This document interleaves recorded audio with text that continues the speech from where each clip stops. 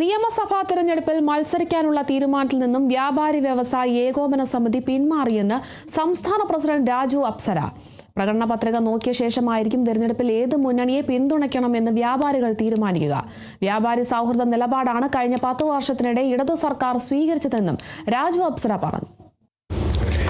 LDF ആണ് UDF ആണെങ്കിലും അവർ ഒരു പ്രകടനപത്രിക ഇറക്കി ഞങ്ങളുടെ വോട്ട് വേണമെങ്കിൽ ഞങ്ങളുടെ സംസ്ഥാന ജനറൽ സെക്രട്ടറി അടക്കമുള്ളവരെ സംസാരിച്ച് ഡിസ്കസ് ചെയ്ത് അവരെ ബോധ്യപ്പെടുത്തി അതിൻ്റെ ബോധ്യത്തിൻ്റെ അടിസ്ഥാനത്തിലായിരിക്കും ഞങ്ങൾ പിന്നോട്ട്.